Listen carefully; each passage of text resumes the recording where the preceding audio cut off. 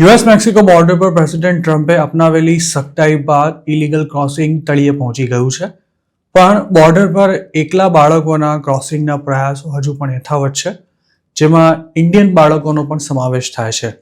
US customs and border protection એટલે કે સીબીપીના data અનુસાર છેલ્લા 8 મહિનામાં 12 થી 17 વર્ષના 85 જેટલા ઇન્ડિયન બાળકો નોંધારી અવસ્થામાં મળી આવ્યા હતા.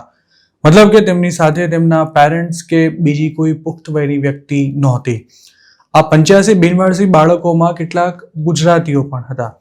ગત વર્ષે અમેરિકાની બોર્ડર પરથી મળી આવેલા બિનવારસી ઇન્ડિયન બાળકોની સંખ્યા 240 નોંધાઈ હતી, જેની સરખામણીએ ચાલુ વર્ષમાં તેમાં ખાસો ઘટાડો જોવા મળી રહ્યો છે, જેના માટે દેખીતી રીતે ટ્રમ્પ ફેક્ટર સીધી રીતે જવાબદાર માનવામાં આવી રહ્યું છે.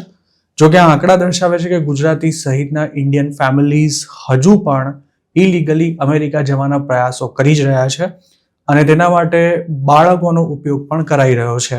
ફાઇનાન્શિયલ યર 2024-25માં વિવિધ દેશોના 26,744 બાળકો યુએસ બોર્ડર પર બિનવારસી હાલતમાં મળી આવ્યા હતા, જ્યારે તેની અગાઉના વર્ષે આ આંકડો 83,020 જેટલો નોંધાયો હતો.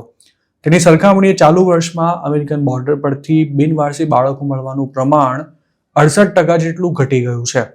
ટ્રમ્પે જાન્યુઆરી 2025માં બીજી વાર સત્તા સંભાળી તે દિવસથી જ તેમણે યુએસ મેક્સિકો બોર્ડર પર ઇમરજન્સી જાહેર કરી દીધી હતી અને મિલિટરી પણ તૈનાત કરવામાં આવી હતી.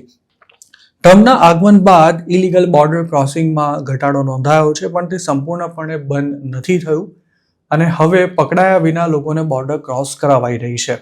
જોકે ટ્રમ્પના આવ્યા બાદ બોર્ડર પરથી મળી આવતા બિનવારસી ઇન્ડિયન બાળકોનો આંકડો એકદમ ઘટી ગયો છે. મતલબ કે ઓક્ટોબરથી ડિસેમ્બરના ગાળામાં મળેલા બાળકોની સંખ્યા 55 હતી, જ્યારે જાન્યુઆરીથી મે મહિનાના ગાળામાં માત્ર 30 ઇન્ડિયન બાળકો યુએસ બોર્ડર પરથી મળી આવ્યા હતા.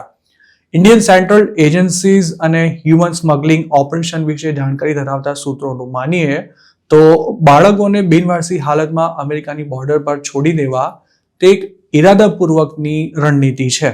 એક સૂત્રએ અંગે અમારા સાથી એકવાર ટાઈમ્સ ઓફ ઇન્ડિયા સાથે વાત કરતા જણાવ્યું હતું કે ફેમિલીઝ અમેરિકામાં પગ પેસારો કરવા માટે પહેલા બાળકોને મોકલતી હોય છે. એકવાર બાળકને કસ્ટડીમાં લઈ લેવાય અને તેને અસાયલમમાં મૂકવામાં આવે, ત્યારબાદ તેના પેરેન્ટ્સ, ફેમિલી અથવા તો માનવતાના આધારે અમેરિકામાં એન્ટર થવાના પ્રયાસ કરે છે. અનેક સૂત્રએ અંગે એવું જણાવ્યું હતું કે ઘણા કિસ્સામાં પુખ્ત વયના લોકો બાળકોના ગાર્ડિયન હોવાનો ખોટો દાવો કરતા હોય છે. લીગલ સ્ક્રુટિનીને બાયપાસ કરી અમેરિકામાં એન્ટર થવા માટે આ મેથડનો ઉપયોગ કરવામાં આવતો હોય છે. મે મહિનામાં નોંધાયેલા એક કેસમાં 14 અને 10 વર્ષની વયના 2 ગુજરાતી બાળકો બોટમાં યુએસ બોર્ડર ક્રોસ કરવાનો પ્રયાસ કરતી વખતે મોતને ભેટ્યા હતા.